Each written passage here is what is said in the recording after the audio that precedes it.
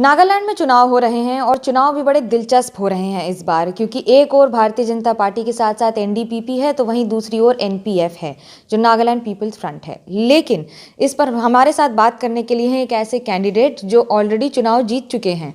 जी हाँ, उन्हें जीता हुआ कैंडिडेट घोषित किया जा चुका है। वो है नेफ्यू रियो साहब। मुख्यमंत्री के दावेदार हैं आप इस बार के, और इस बार जो अलायंस हो रहा है किस तरह से ये अलग है बाकी सारे चुनावों से? How is this different from the other elections that we've seen till now? नहीं, पहले बार भी हम लोग बीजेपी अलायंस में था, तो ये अलायंस नागालैंड में 15 साल हो गया। ये फ़र्क है कि अभी जो चीफ मिनिस्टर है और पार्टी एनपीएफ है, उनका छोड़ के हमारा नोटन पार्टी एनडीपीपी, इसमें हम लीडर करके चुनाव लड़ा रहा है। How is this different from any other elections? Because we've seen that there has been a controversy as well as जिस तरह से हमने देखा है अभी तक बीजेपी के साथ भी थे लेकिन अब उन्हीं के विरोध में बोल रहे हैं एनपीएफ। नहीं, अभी तो एनपीएफ का मतलब नहीं, एनडीपीपी का साथ में है, नेशनलिस्ट प्रोग्रेसिव डेमोक्रेटिक पार्टी। ये नोटन पार्टी है। ये दिल्ली डिसीजन है कि वो जो अभी गवर्नमेंट एनपीएफ था उसका काम ठीक नहीं हुआ, उसका लीडरशिप नहीं दिखाया और डेवलपमेंट नहीं किया, और उसका कुछ ये विश्वास नहीं, इसलिए वो विश्वास हमको अपन में दिया, इसलिए हमारा बहुत बड़ी है रिस्पॉन्सिबिलिटी। तो ये हमारा कमिटमेंट है और हमारा विश्वास है कि बीजेपी का साथ में पार्टनर करके काम करेगा। जो नागा पॉलिटिकल इशू है उसमें हम लोग एक तो टॉप प्रायोरिटी है, ये सॉल्यूशन ले आने के लिए कोशिश करेगा, और जो मोदी का डेवलपमेंट एजेंडा है उसमें हम लोग बहुत जोर से दबाएगा। जो इस तरह से हमने अभी तक देखा है, बार बार नरेंद्र मोदी की सरकार के खिलाफ बहुत बातें होती हैं, क्योंकि एक तो सबसे बड़ा मुद्दा होता है खाने का, कि बीफ और बाकी सारी चीज़ों को उसको आप यहाँ पर कैसे डील कर रहे हैं? क्योंकि क्रिश्चियन जो चर्चेज हैं उनसे साफ कह दिया गया है कि बीजेपी को वोट नहीं करें। नहीं, ऐसी बात नहीं।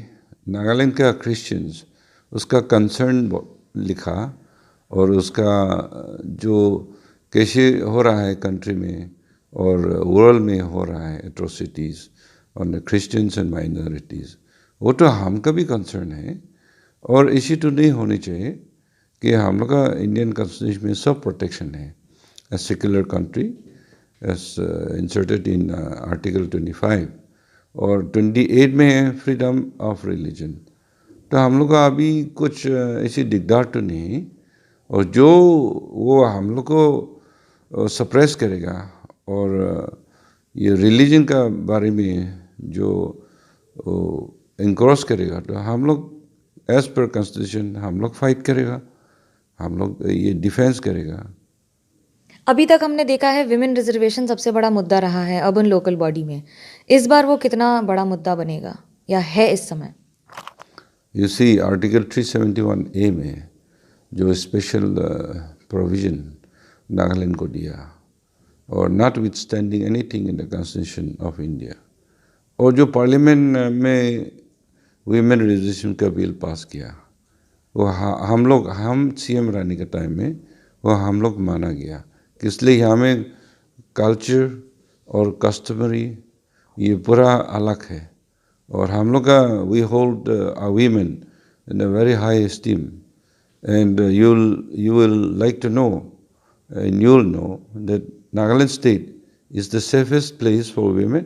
We keep our women very high esteem, and there's no problem, and we are the best performing and protected women state in the country.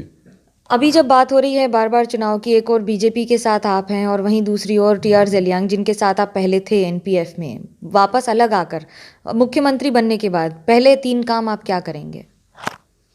बस उसमें अच्छा गवर्नेंस नहीं किया और ट्रांसपेरेंसी नहीं, आपका डेवलपमेंट का बहुत खतरनाक हो गया।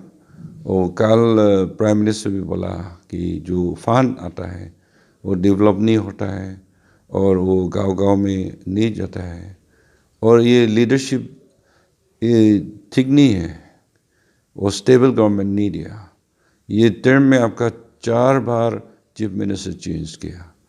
इसी बारे में तो उन लोगों का अलायंस छोड़ के हम लोग को पास में आया और हमको सीएम का कैंडिडेट बनाया, तो रिस्पॉन्सिबल बहुत बड़ा है।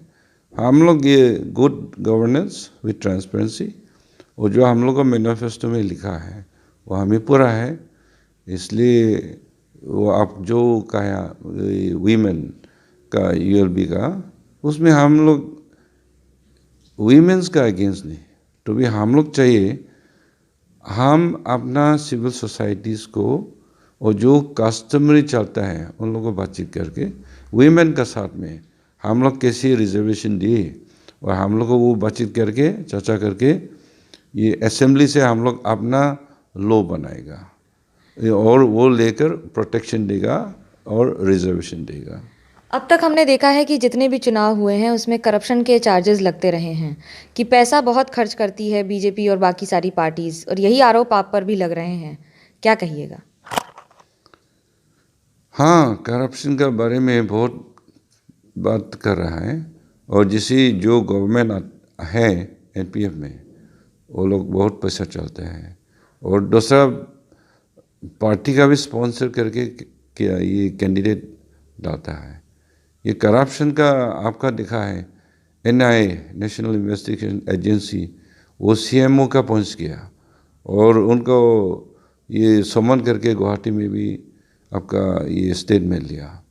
तो ये बहुत ख़राब है, पब्लिक का पैसा वो पब्लिक का नहीं पहुंचता है, इसलिए it's a matter of concern. हम लोग ये करप्शन के बारे में बहुत चेकिंग करेगा और जो उन लोग का अबाउट 600+ crores वो आपका लाइबिलिटी क्लियर करने के लिए स्पेशल एलओसी दिया, वो भी हम गवर्नमेंट लेने से वो हमें वो सब पूरा चेकिंग करेगा। मेरा आखिरी सवाल, राहुल गांधी कहते हैं कि बार बार आप लोग चर्चेस जाते हैं, पार्टी बदलते रहते हैं और उनका आरोप है कि जिस तरह से मेघालय में अगर ज़रूरत पड़ी तो बीजेपी ने कहा है कि हम लोगों को जेरूसलम लेकर जाएंगे, यहाँ पर भी ऐसा कुछ कर रहे हैं क्या? नहीं, हम लोग का जो दिल्ली वो स्पॉन्सर करता है अभी भी Christians to go to Jerusalem, तो हम लोग का मैनिफेस्टो में हम लोग का लिखा है कि ये सेंट्रल गवर्नमेंट का सपोर्ट और स्टेट का हम लोग भी वो बजट रहेगा और उन लोग को जाने के लिए देगा पिलग्रिमेज। वो हम लोग का एक 2 पॉइंट एजेंडा है। और राहुल गांधी जो आरोप लगाते हैं उस पर ना, वो कोई लीडर कोई बात करेगा उसमें कोई मतलब नहीं, हम के लिए क्या ठीक है हम करेगा। बिल्कुल, ये थे रियो साहब जो साफ कह रहे हैं कि कौन किसके लिए क्या करेगा, कौन किसके लिए क्या कहेगा, इसका कोई ज़रूरत नहीं होती, लेकिन जो नेता चाहेंगे वो जनता के लिए करेंगे और जनता चाहेगी उसे ही वोट करेगी। कैमरा पर्सन तापस बेरी के साथ मनोज्ञा लोईवाल, दीमापुर, नागालैंड आज तक।